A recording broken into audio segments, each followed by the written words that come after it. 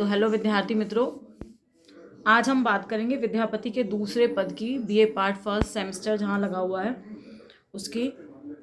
कल एक पद की बात करी थी हमने, प्रथम पद की। आज दूसरे पद की बात करेंगे। भक्ति भाव की व्यंजना हुई है पूरे के पूरे पद में। जब प्रसंग आप लिखेंगे तो प्रसंग में आप इस बात को लिख सकते हैं। पद है, सुन रसिया अब न बजाऊं विपिन बसिया। विपिन का मतलब होता है वन, बसिया का मतलब बांसुरी। रसिया कृष्ण के लिए संबोधन है, राधा बात कर रही है ना।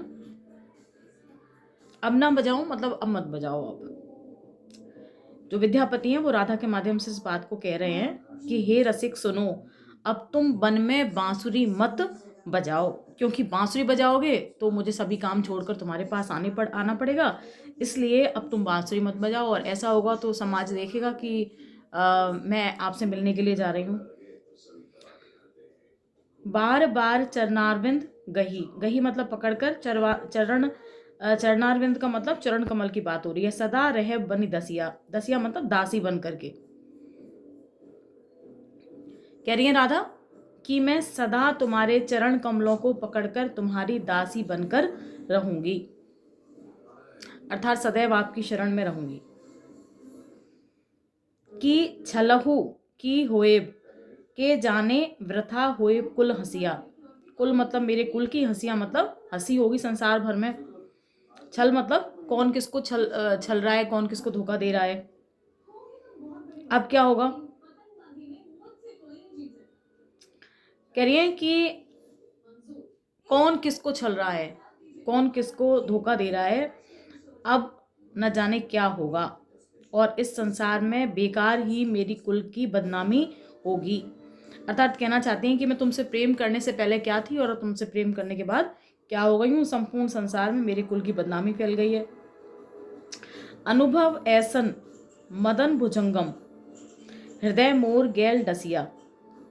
मेरे हृदय को डस लिया है, डसिया मतलब डस लिया है।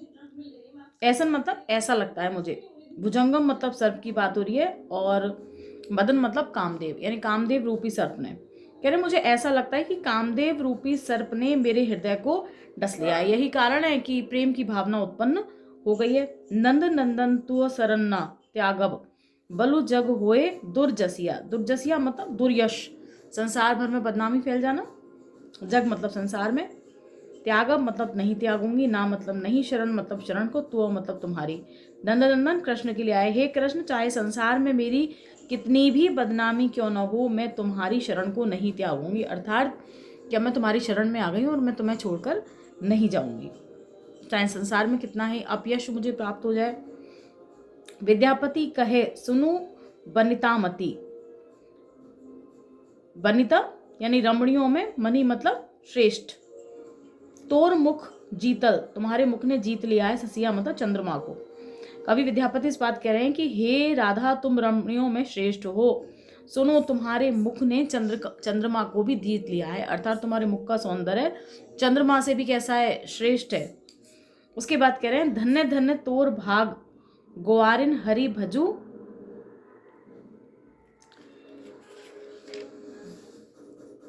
हरि भजू हृदय हुलसिया।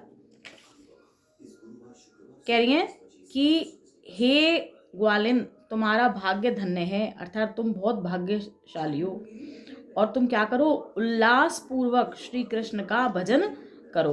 हुलसिया मतलब उल्लास पूर्वक श्री कृष्ण का भजन करो। इस तरह से संपूर्ण जो पद है भक्ति का पद है, और राधा जो है उनके कृष्ण के प्रति जो उनकी भक्ति है उसका अभिव्यक्तिकरण उस पद के माध्यम से किया गया है। यदि अलंकारों की बात करें अपन पूरे पद में, तो विपिन बसिया जब आप पहली पंक्ति में देखेंगे तो वहाँ पर आपको अनुप्रास वर्णों की आवृत्ति हो रही है, अनुप्रास अलंकार मिल जाएगा। दूसरी पंक्ति में बार बार जब शब्द आ रहा है तो वहाँ पे पुनरुक्ति प्रकाश अलंकार देखने को मिल जाएगा। मदन रूपी सर्प, कामदेव रूपी सर्प की बात आ रही है तो रूपक अलंकार देखने के लिए मिल जाएगा। और साथ में भक्ति का पद है, राधा जो है कृष्ण की शरण में और हर स्थिति में अपने प्रेम का निर्वाह करना चाहती हैं। यद्यपि स्त्री हैं तो स्त्री जनक जो लज्जा है वो उनके लज्जा का भाव जो है वो दिखाई देता है, और विद्यापति उन्हें सौभाग्यशाली मानते हैं क्योंकि उन्होंने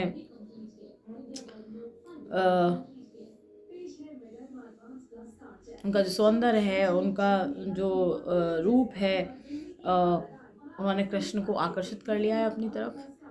तो इस तरह से ये जो पद है, आशा है कि इसका अर्थ आपको समझ में आएगा। और अगर किसी भी प्रकार की कोई समस्या हो तो आप कमेंट करके बता सकते हैं मुझे। धन्यवाद।